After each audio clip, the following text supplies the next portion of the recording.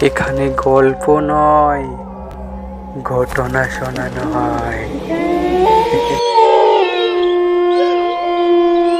শুনশান দুপুর, মাথার উপর গনগনে সূর্য। শহরের কোলাহল থেকে অনেক দূরে একটা নির্জন রাস্তার শেষ মাথায় দাঁড়িয়ে আছে সেই বাড়িটা। সবাই বলে ওটা একটা ভুতুড়ে বাড়ি। দিনের আলোতেও বাড়িটার দিকে তাকালে কেমন যেন গা ছমছম করে ওঠে। ভাঙা পাঁচিল, লতা পাতায় ঢাকা জীর্ণ দেওয়াল আর শূন্য জানলাগুলো যেন অশরীরী চোখের মতো তাকিয়ে থাকে। এই গল্পটা আমার এক বন্ধুর, তার নাম আকাশ। ও ছোটবেলা থেকেই খুব সাহসী। ভূতে তার কোনোদিনই বিশ্বাস ছিল না। একদিন সন্ধ্যার পর আমরা কয়েকজন বন্ধু মিলে আড্ডা দিচ্ছিলাম। হুট করে আকাশ বলে, আমি ওই ভূতুড়ে বাড়িতে একা রাত কাটিয়ে দেখাবো। আমরা অনেকেই বারণ করলাম, কিন্তু আকাশ তার সিদ্ধান্তে অটল। পরের শনিবার রাতে হাতে একটা টর্চ নিয়ে আকাশ রওনা দিল সেই বাড়ির দিকে। ঝিঝি পোকার একটানা শব্দ ছাড়া চারদিক একদম নিস্তব্ধ। গেটের কাছে যেতেই একটা স্যাঁতসেঁতে গন্ধ নাকে এলো।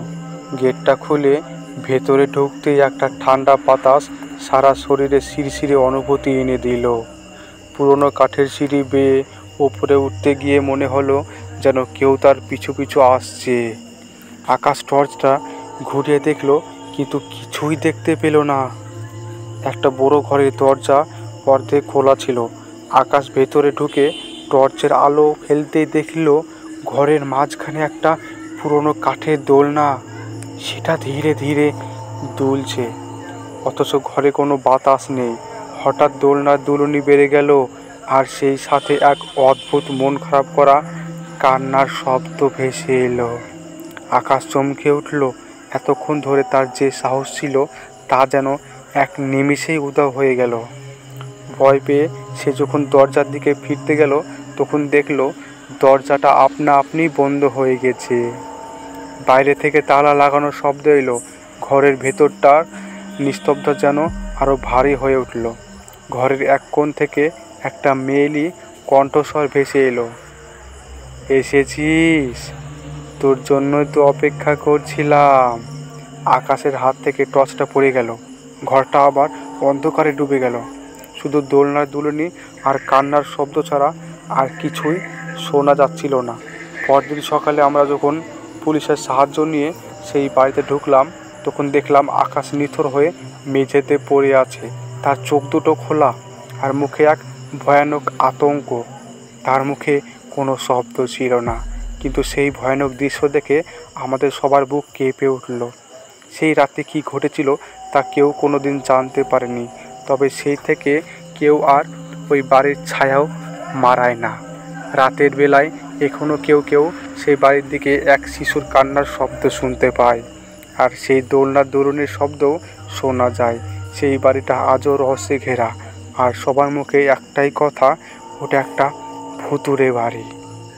একটি শোনালাম, এরপরে দ্বিতীয় আরেকটি সত্য ঘটনা তোমাদেরকে শোনাচ্ছি। একটা গ্রামে ছিল এক অদ্ভুত বাড়ি। গ্রামের মানুষ তাকে বলতো মালঞ্চ ভবন। এক সময় সেই বাড়ি ছিল দোতলা রাজকীয় অট্টালিকা, বড় বড় জানালা, লোহার গেট আর চারদিকে ফুলের বাগান। কিন্তু প্রায় 50 বছর আগে হঠাৎ করেই সেই বাড়ি পরিত্যক্ত হয়ে যায়। এখন বাড়িটার ছাদ ভেঙে গেছে, জানালার কাচ ভাঙা, আর চারপাশে লতা পাতা জড়িয়ে যেন বাড়িটাকে গিয়ে খেয়েছে।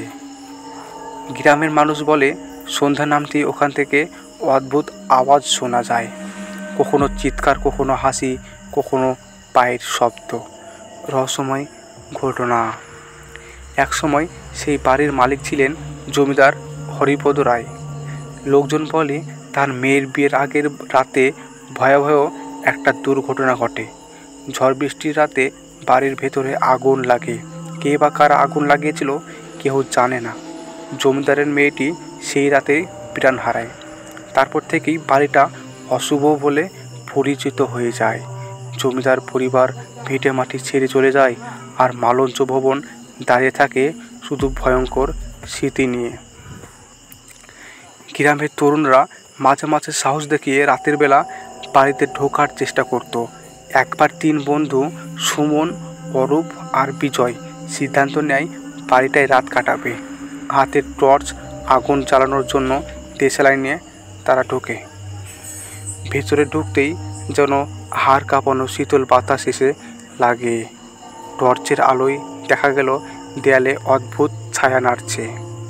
হঠাৎ উপরে ঘর থেকে পায়ের শব্দ নামতে লাগলো, কিন্তু সিঁড়ি ফাঁকা।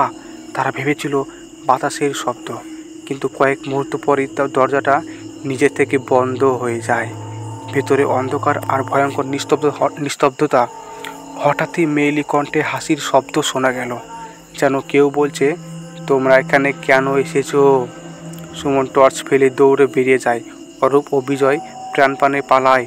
গেটের বাইরে বেরিয়ে এসে তারা শপথ করে আর কোনো দিন মালঞ্চর ভবনে কাছে তারা যাবে না। আজও সেই বাড়ি দাঁড়িয়ে আছে।